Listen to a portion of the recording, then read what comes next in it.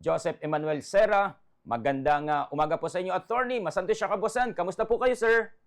Magandang umaga, Masanto sa Kabusan, Bombo Frami. Salamat kaibat din natin ng Kabusan.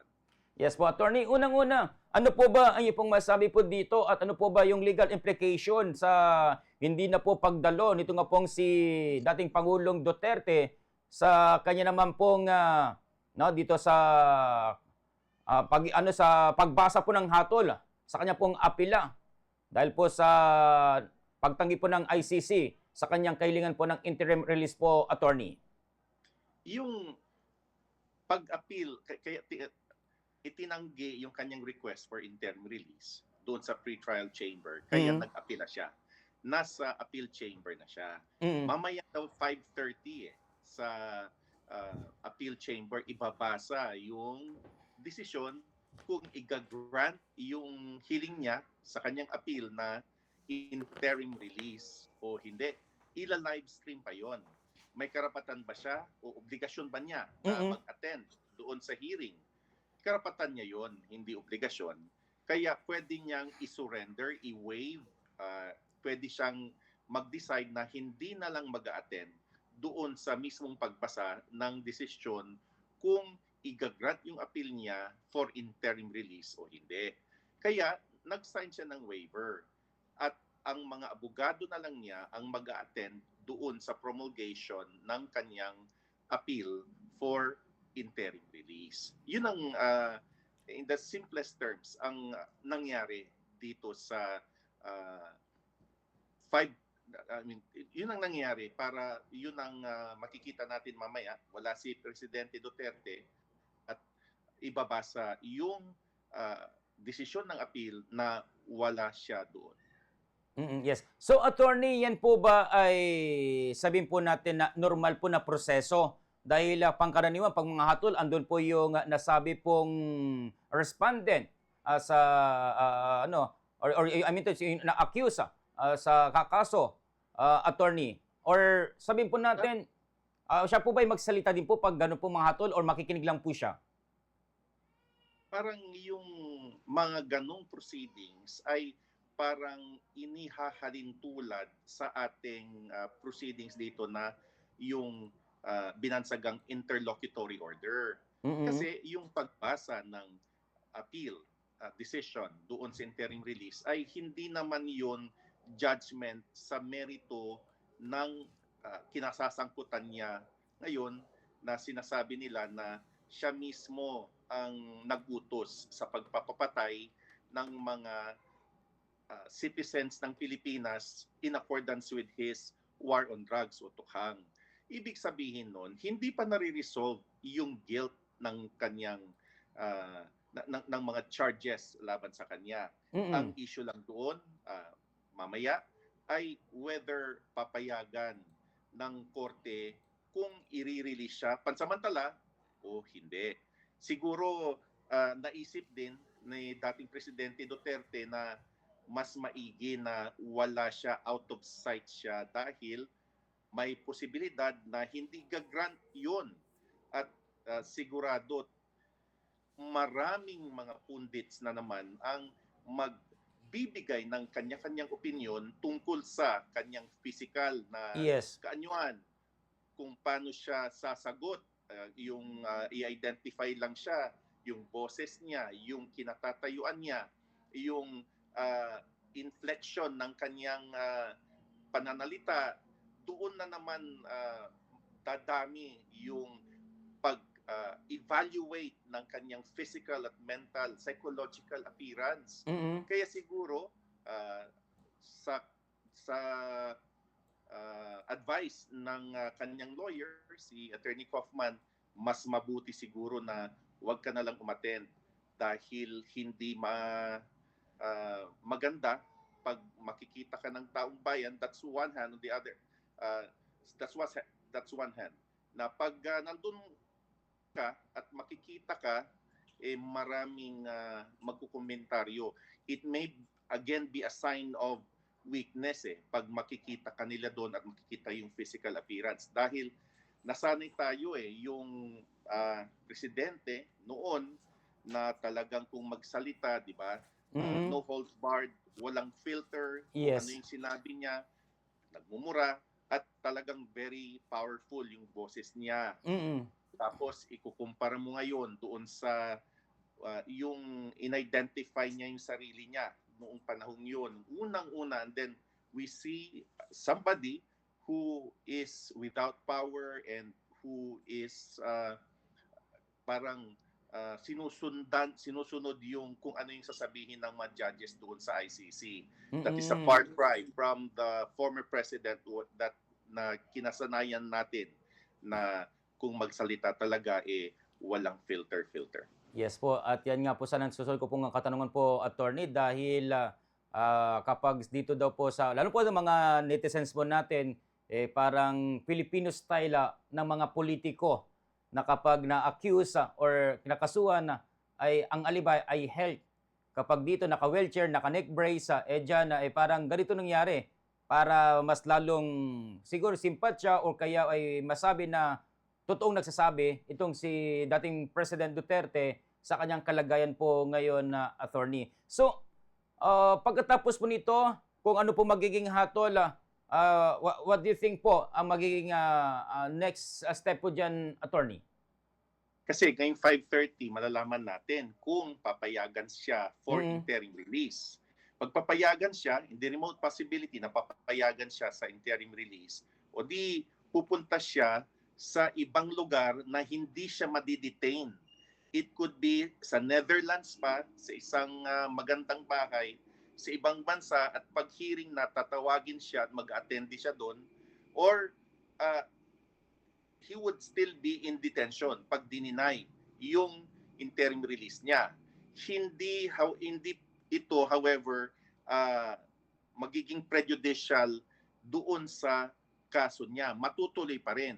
Yun nga lang, merong sinasabi niya na through his counsel na hindi siya physically fit for trial. Kasi kasama sa karapatan, kailangan alam niya yung mga charges na nililitis laban sa kanya at alam niya kung ano yung nangyayari during the proceedings of the trial. Sabi ni Attorney Kaufman, hindi na niya alam kung ano yung nangyayari sa kanyang kapaligiran. Kaya, in the meantime, without prejudice sa resolution ng interim release, nire-resolve pa nga kung ang yung physical at saka mental disposition ni former President Duterte ay sapat para maka-attende at malalaman kung anong nangyayari sa trial. Diretso pa rin yung trial pero medyo naantala kasi ini-evaluate pa ng mga physicians yung kanyang mental, physical disposition. So, ibig sabihin ay malabo pa po na maiuwi or bring home President Duterte, attorney, kapag payagan pansamantala at dyan lamang sa Netherlands at hindi po mismo sa Pilipinas pwede siyang makauwi po, sir. Napaka-far-fetched kasi na yung, if ever, na i-grant yung interim release, ay ibabalik siya sa Pilipinas. Kasi yun mismo yung rason kung bakit merong basihan na yung kaso niya lilitisin sa ICC. Dahil ang Pilipinas daw ay walang sapat na sistema ng paglilitis laban sa kanya dahil kontrolado niya ang justice system. Meron pa siyang residual influence sa gobyerno sa Pilipinas. Kaya pinunta siya doon sa ICC na makakasigurado na patas yung trial, na malayo sa kanyang influensya ang paglilitis kumpara pag nandito siya sa Pilipinas. Kung nandito siya sa Pilipinas habang nililitis yung ICC, may posibilidad na out of jurisdiction na hindi na siya hindi na siya babalik doon sa Netherlands. Dito na siya. That's the reason why may napakaliit na chance na if ever the remotest possibility na mag-grant yung interim release ay papayagan siya na maibabalik sa Pilipinas si Rodrigo Duterte. Alright, siguro, attorney, no, hintayin po natin mamayang hapon na ang magiging decision po dito ng ICC regarding nga po dito sa interim release po ni dating Pangulong Duterte. May iba naman po tayo, attorney, dahil tayo naman po ay medyo na curious at medyo kasi may mga ilan pong mga no, may ating pong mga legal luminaries tingil nga po dito sa naging decision po ng COMELEC regarding nga po dito sa kay Senator Escudero at kay Lubiano, yung pong nasabi pong donation na ito po ay nilinis ng COMELEC ang nasayang usapin na para bang may batas po tayo na sinusunod na parang ito po ba isa pong dangerous sa president ng COMELEC sa nangyari ngayon na pwede pala pong ganun na sa susunod na araw at ito ay magiging, di ba? Na ito ay magiging president ng pula kasi okay lang pala at walang problema diyan. Attorney, your thoughts?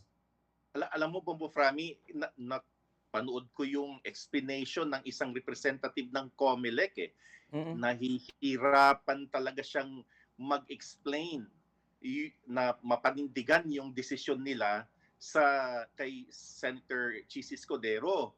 Sinabi niya yung corporation at yung tao ay distinct, separate. Hindi mo mapipierce yung veil ng corporation. Magkaiba daw yun. Kaya nung nag-donate, yung contractor, it was in his personal capacity as in his personal capacity as a voter and as a supporter of the senatorial candidate Chis Escudero. Kaya pag nag-donate ka at yung donasyon mo ay binigay mo dahil in your personal capacity, lusot hindi ito magiging illegal na donation.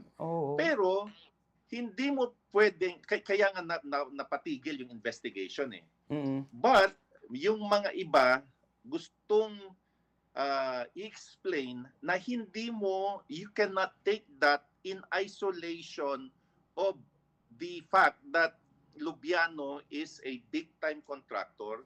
He controls this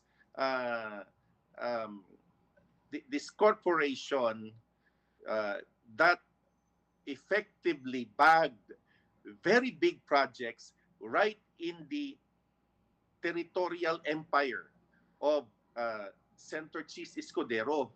And then you cannot also take into isolation yung fact that after Senator Escudero won, a lot of contracts were awarded to the corporation of Lubiano where he has effective control doon sa mga kontrata na nabigay sa kanyang corporation.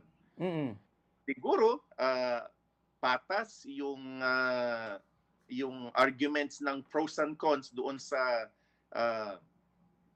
pagbibigay ng donation, pero ang mangyayari dyan, yung sinasabi mo, Bombo Frami, it has just established a dangerous precedent where hayaan mo na lang yung pagiging contractor niya, personal capacity, ibibigay mo yung pera in your personal capacity doon sa isang senatorial candidate o sa isang kandidato. Pero yung sinite naman, yung nakasulat naman sa yung sa batas, directly or indirectly. Yun yung phrase Yes. Kaya kung nag-donate ka nga ng pera, tapos sasabihin mo personal capacity, pero at the same time, you have this big corporation where you have effective control. You have actually indirectly contributed to the candidacy of a certain candidate na kasama yung corporation. Mahirap mong i-distinguish yung tao doon sa corporation kung makikita mo that pagkatapos nung nanalo yung kandidato, nakakuha siya ng napakaraming kontrata na pumunta lahat yung proyekto doon sa probinsya ng Sorsogon. Yun yung mga arguments sana na i-consider, pero ang nangyari, ipinatigil yung investigation dahil nga they went into the strict application of the law na personal naman niyang binigay yung pera kaya out of hindi yun violation ng campaign contribution, sabi ng COMELEC.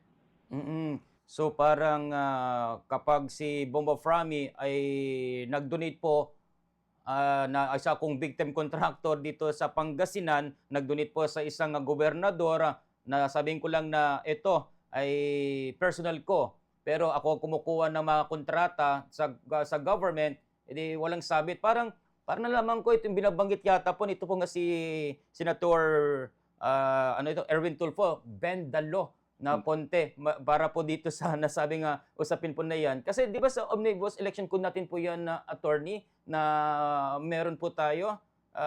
Ewan po natin na attorney dahil parang yan po yung medyo kagabi pa tayo na talagang nag-iisip na regarding po dito yung parang may loopholes na po mangyari po dito, sir.